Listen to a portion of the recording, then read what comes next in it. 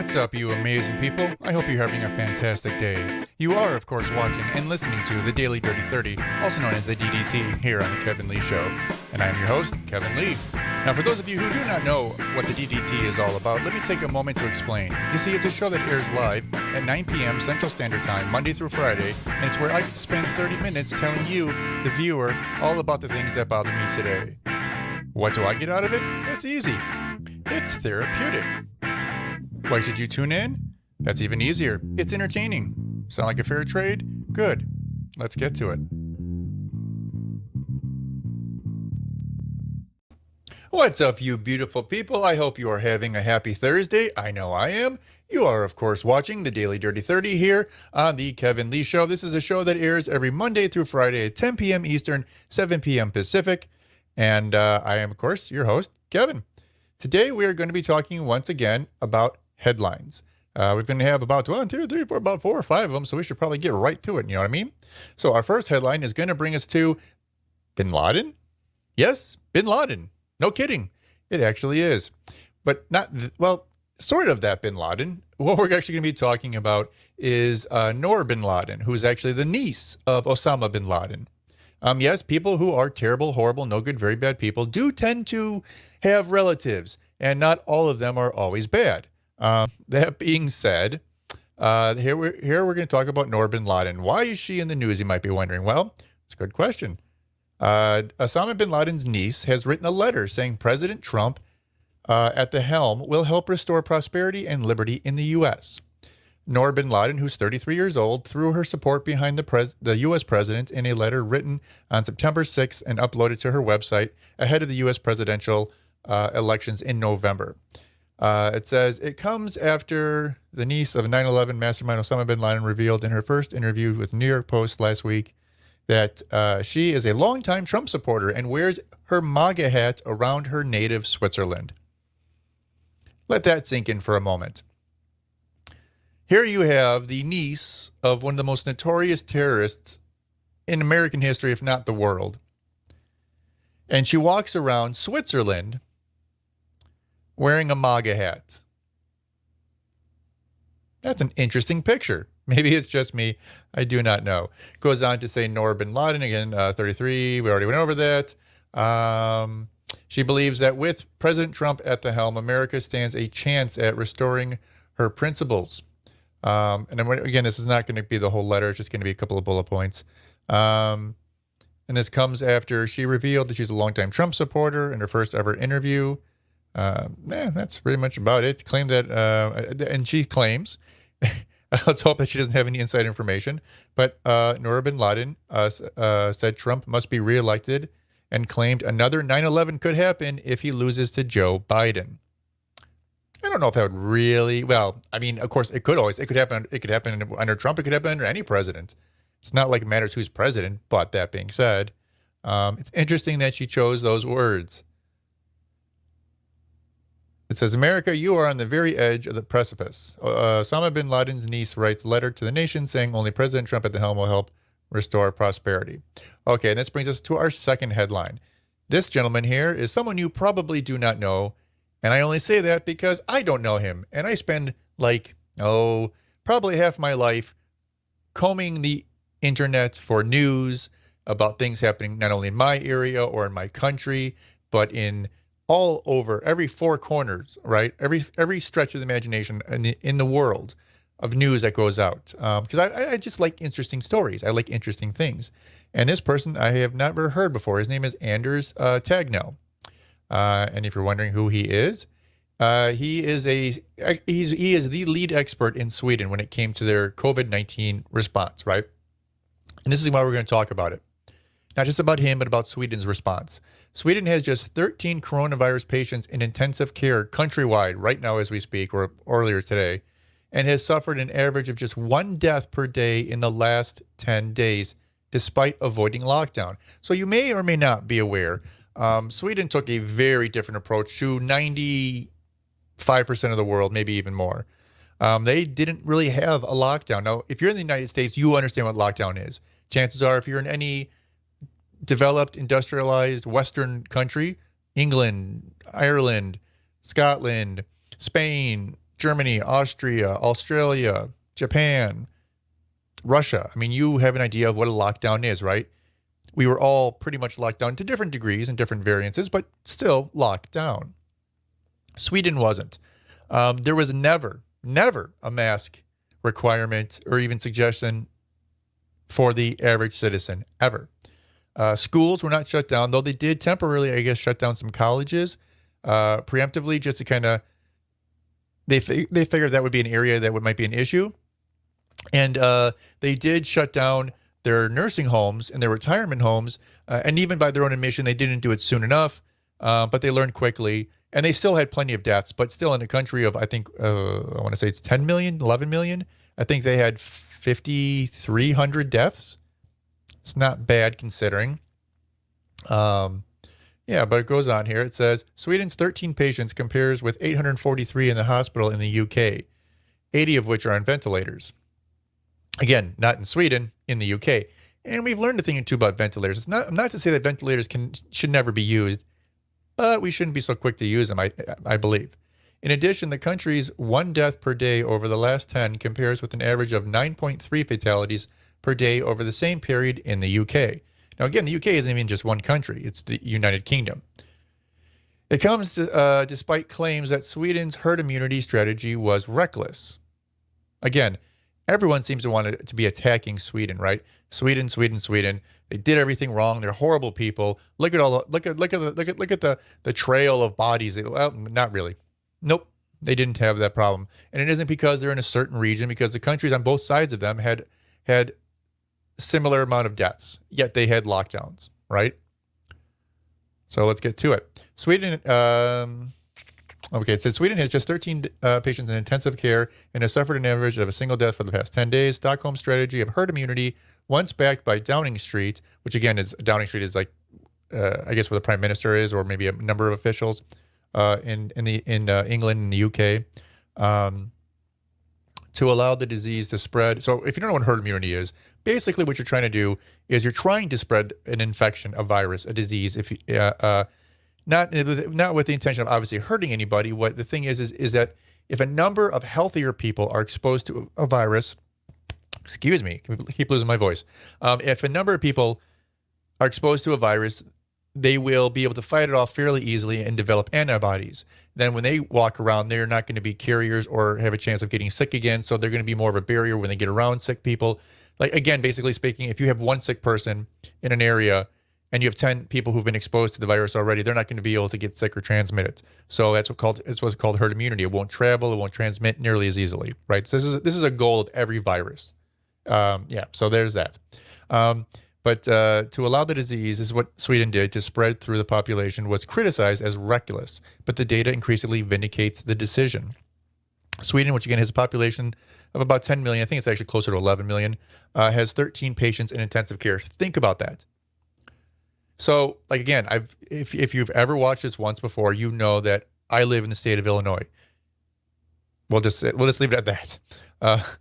So in Illinois, we're comparable in size to Sweden, both in landmass and population. Actually, we have a little bit more. We have like 12 million. So they're closer to 11. We're just over 12, give or take. We keep losing people left and right, so it's hard to keep track of who we actually have and who we don't left in the state anymore.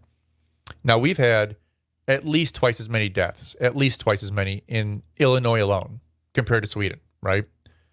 So that's impressive, if you ask me. And considering right now, as of today, they only had 13 patients left in intensive care, and nobody wears a mask. I can't go into a store.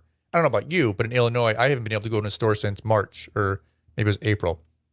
I can't remember when they actually put that regulation in, March or April, before we had to start wearing masks before we went into any public space. And it doesn't seem to help, does it? I mean, maybe it helps. I'm not saying it doesn't, but it's not. The evidence isn't necessarily proving out that way, right? I mean, maybe it will ultimately. We'll see. And again, I understand better safe than sorry. And that's why a lot of people are more than willing to put on a mask, especially if you're only wearing it going into a store or a public space, right? It's not that inconvenient to have to wear a mask, the equivalency of a couple hours a week. I mean, if you have to wear a mask at work every day, that's a different story. But anyways, I'll continue.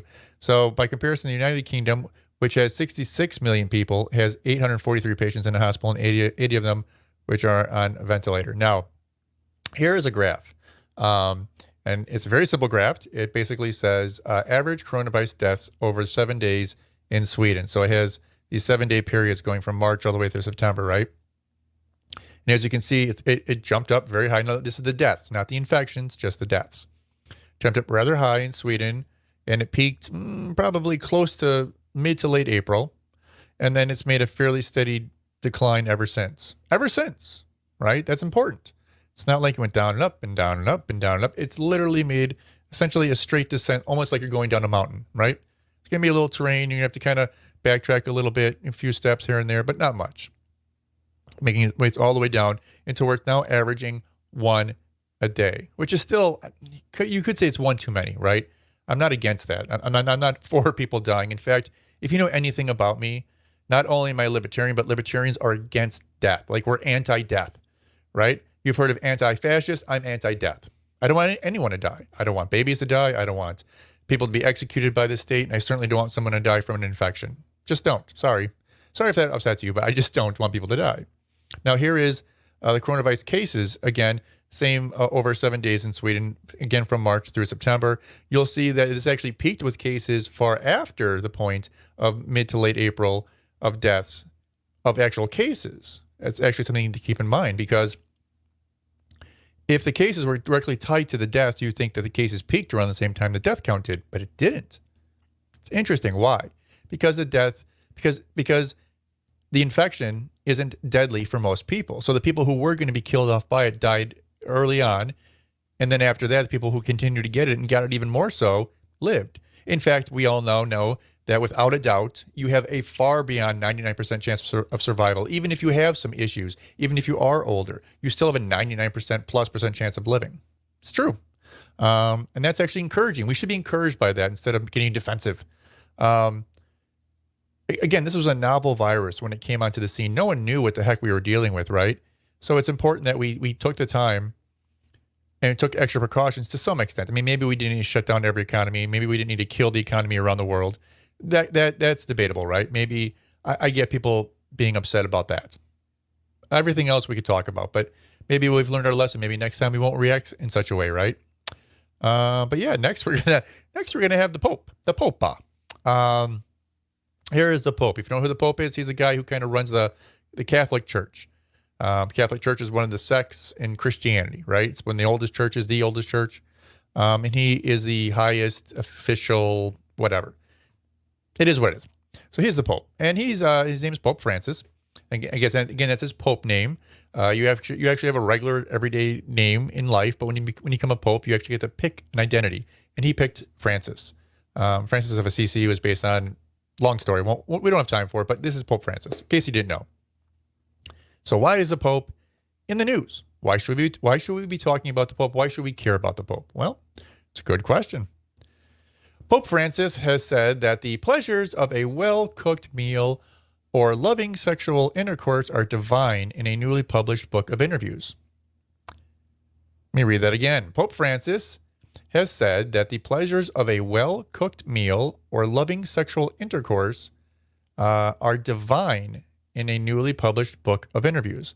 Now, to some people, that might be shocking. I don't know why, but some people might be shocked by that statement. I don't believe it's a shocking statement, and I don't believe you should be shocked by it. He's not saying that you should go out and spend $800 on dinner and then get hookers. That's not what he's saying, but he's saying that a loving sexual relationship, sexual intercourse are divine. Enjoying food is divine. There's nothing wrong with these things, right? Again, some people might take this out of context and think that he's applying it to other things, but it's not. He says he believes they have unjustly fallen victim to overzealousness on the part of the Catholic Church in the past. Because again, people can become very legalists. I don't know if you understand anything about religion or if you even care, but legalists, the people who are just very following by the book, following by the letter, following by the law, if you will. So he goes on to say, pleasure arrives directly from God, right? It's a gift. God gave us a gift. He allows us to enjoy food. He allows us to enjoy physical relationships with others because he cares about us, right? This is what the Pope is saying. It is neither Catholic nor Christian nor anything else. It is simply divine, the Pope told Italian writer Carlo Petrini. I probably should have gone through this slide. I don't know if I'm going to read it all. He said there was no place for an overzealous morality that denies pleasure, something which he admitted had existed in the church in the past. The 83-year-old, who is, and again, remember I told you he had a regular name before he was the Pope? His name was Jorge Bergoglio, I believe that's how to pronounce it, in Argentina. He insisted that this was the wrong interpretation of the Christian message. The church has condemned inhuman, brutish, vulgar pleasure, but has, on the other hand, always accepted human, simple, moral pleasure. Again, this would be sexual relationships within the confines of marriage, that sort of thing, right? Cut off. The pleasure, of eating is there to keep you healthy by eating. So the pleasure of eating is there to keep you healthy by eating, just like sexual pleasure is there to make love more beautiful and guarantee the perpetuation of the species. He added, the pleasure of eating and sexual pleasure come from God. So there you go. The Pope says, go eat a good meal, go have some sex. There you go. See? Maybe you used to hate religion. Maybe you don't hate it so much anymore. Pope Francis added, the opposing views have caused enormous harm, which can still be strongly felt today, which of course they can, because again, people feel, and it's weird. I've known people like this, okay, we have a few minutes. Not to go off on a tangent here, but I've known people who grew up in the church and grew up very religious, and they felt very guilty about even wanting to like be married and have sex. I mean, I thought it was the craziest idea in the world. And I thought like, oh my God, this person needs to go see a shrink. They have issues. They should go talk to somebody. And then after I met more and more people, especially who are raised in the Catholic Church their entire life, I found tons of them. They just have this weird resentment, this weird guilt that they aren't supposed to. I don't get it. But if that's you, I'm sorry. And we should change it. And the Pope said you could, so change it. If you're a priest, change it. Change your message. If you're a pastor, change your message, please. People shouldn't be living like that. Life is tough enough. Shouldn't take away just some of the handful of pleasures that we're actually supposed to have, right? It's crazy. It's crazy. All right, moving on. We got this guy. Who's this guy?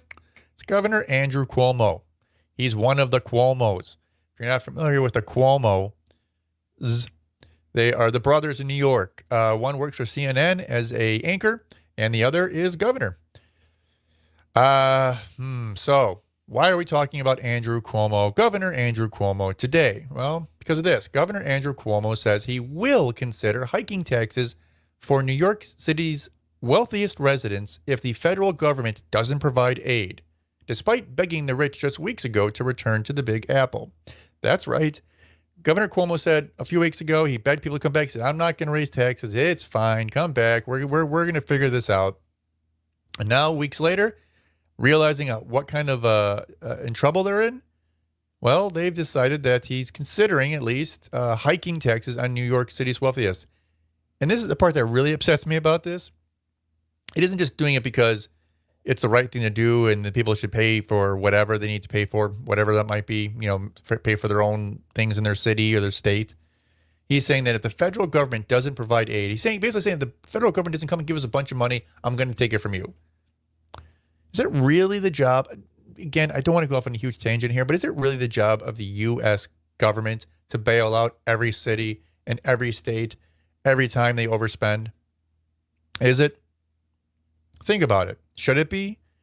Just logically speaking, if every time, people get in trouble, may it be in a household, maybe sometimes your spending gets out of control. Maybe you're living a certain life and all of a sudden funds dry up and you can't afford to pay certain bills. It sucks. We've all, I shouldn't say we've all been there, but many of us have been there. And sometimes numerous times, right? But we always find a way to dig out. We make cuts. We cut the cable bill. We don't get a new cell phone every year or two. We wait 4 or 5 years before we get a new cell phone. We drive an old car, right? Because that way we don't have payments. We make sacrifices. But for some reason, if you're in the government, you don't need to make sacrifices. I don't know why that is, but apparently you don't need to. And if you don't, then you just ask your big brother for more money. I don't get it. I don't get it. And again, you could be an individual. You can ask for help once, and usually someone might help you out. But that's it. You can't keep going back. At least you shouldn't be able to keep going back to, say, your parents asking for help or family or friends constantly every time because you keep overspending. They would basically turn their back on you and say, you know what, you need to take care of your own business. Well, states like I live in one of those states. I live in probably the worst managed, the worst governed state in the country. I do. Illinois is terrible. We're an embarrassment. We're an embarrassment to ourselves, and we're an embarrassment to the United States. We just are. Again, this wasn't an overnight thing. This has been going on since I was a child. I never realized how bad it was until probably 5-10 years ago. I've tried to do my little part where I can, but unfortunately, no one else seems to, and no one else seems to want to, and I don't get why. But really, it's true. People need to get their crap together. And this is a perfect example. He's saying, you know what? Federal government's not going to give us all this free money if they're not going to give us billions of dollars because we don't know how to make ends meet. And don't get me wrong. I'm not saying that they weren't affected greatly by COVID. They were. Everyone was. Everyone was. That's the thing, is that you should have some money in savings, just like a person or family should. Like I had money. Of course, unfortunately, most of it's gone. Or all of it's gone, I should say now, but whatever, it was there at least. So at least I had a place to fall back onto. In the same way, a city or state should have funds, right? They should never overspend. They should always save for a rainy day like now. If they did, they wouldn't have the problems. But the problem is they keep overspending. They keep spending too much money on schools, too much money on police, too much money on politicians' salaries, too much money on the most ridiculous things ever. And it's mostly bureaucracy, right? You can make that money stretch much differently and still pay people decent salaries and still help students and still help schools. But all these monies go to these crazy empty promises of these huge pensions that they can never pay out, all these terrible things, these decisions and poor choices that they've made, like they've done in New York, like they've done in Illinois. It's just pathetic. It's just absolutely pathetic. So it goes on to say Governor Cuomo has now admitted he will consider taxing wealthy New Yorkers if the federal government doesn't provide aid. Facing a huge budget shortfall, Cuomo has far resisted calls to tax the rich. Many who have fled New York City amid the COVID-19 pandemic over fears they may never return. And they may never, right? It's not a bad idea. If you're in New York City, if you're in New York City or you're in Chicago, if you're in some large city, right? There's no reason to be there if there's no restaurants to go to, there's no entertainment, there's no sports, you can't go outside, you can't go to the beaches. What's the point of being there? Pack up your crap and go. Go get a place in the suburbs. Go get a place in the country. Most people can work remotely now. That's been proven with this whole COVID issue, with the whole social distancing. Most people have been able to find a way to do their job from a distance. So do it. Get out of the cities. Go into the rural areas. Go into the suburbs. By all means. Abandon the cities. They're not going to offer anything to you. Why continue to live in them? It says he has now acknowledged for the first time since COVID-19 forced the city to shut down that raising taxes might have to be part of the solution. He said, however, that hiking taxes on wealthy New Yorkers would be a last resort if all other aid options fell through. Now, mind you, aid comes in a number of packages, right? Aid can come as free money. Someone can go, hey, here's a grant, here's a stimulus, here's some money for you to help you out. Okay, that's one way that money can be spent or given, or it could be a loan. So I'm not against the Fed or the federal government or whatever you want to discuss giving these cities and states loans, but then they're going to have to pay them back. And chances are they're not going to be able to, which is a huge problem. It goes on here to say New York City is currently facing a $8 billion budget deficit, which is expected to grow in the coming years. Now, how does that make sense?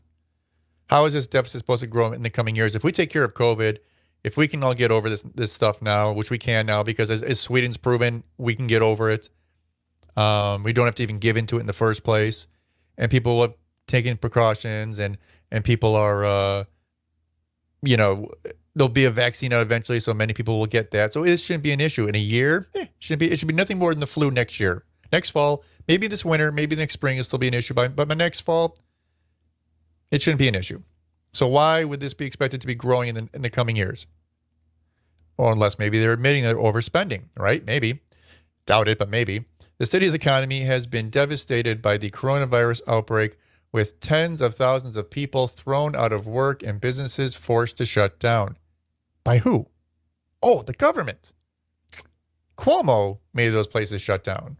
And I know a lot of people at first thought it was a great idea, but that didn't last long. Within a month, most people realized it wasn't necessary, but yet they continue to do it. And they still continue to do it in many places.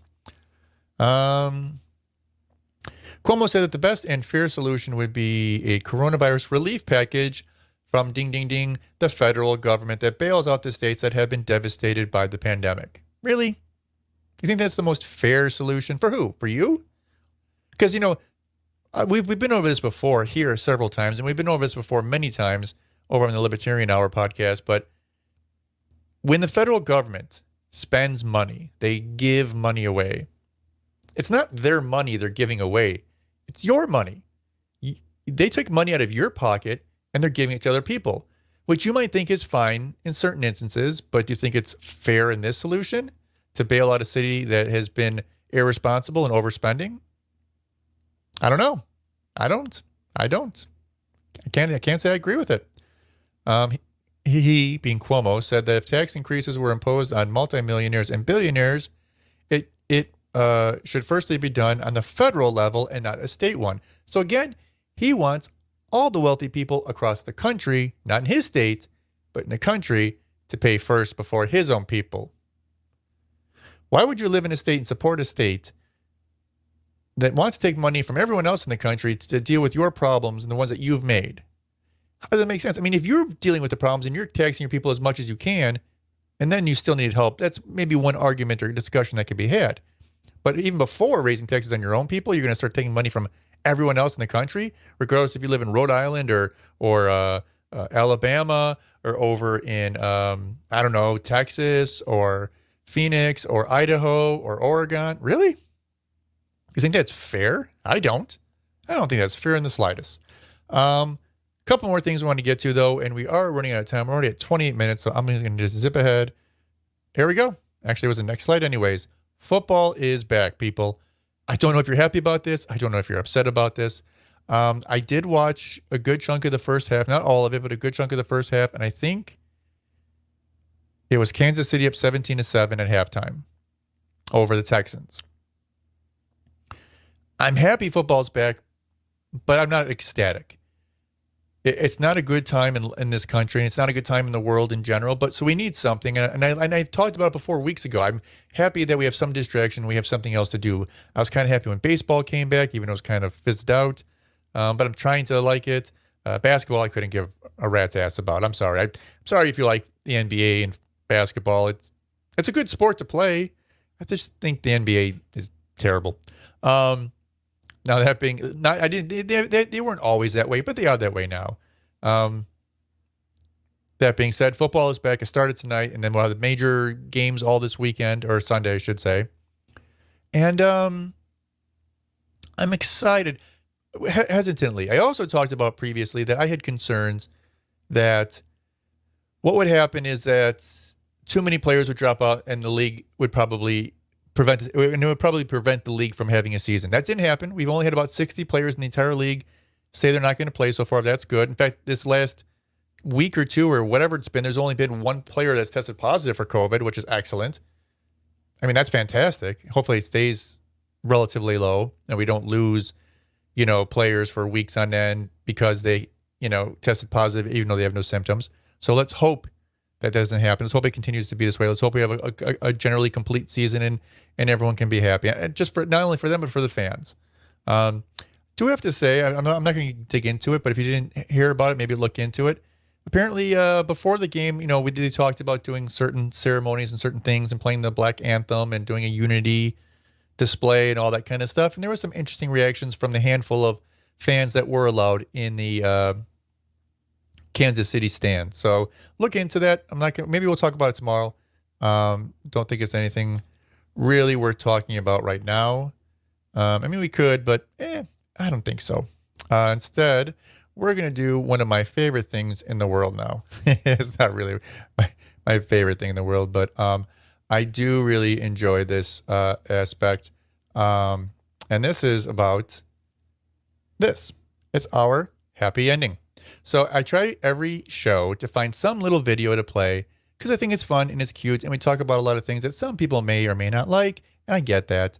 So I try to end it with something cute and playful and fun and just happy. Just something to put a smile on your face. Sometimes it's a comedy thing. Sometimes it's a cute animal. Sometimes it's something. And today, I think today we're going to have a cute animal. So no further ado, without further ado, I'm actually going to go full screen here, and I'm going to play this for you folks, and then we're going to be out of here. So you have yourself a good rest of your day, a good rest of your night, and we'll see you all tomorrow for the Friday show. It's the last show of the week, people, so don't miss it. But besides that, enjoy the video. We'll see you tomorrow.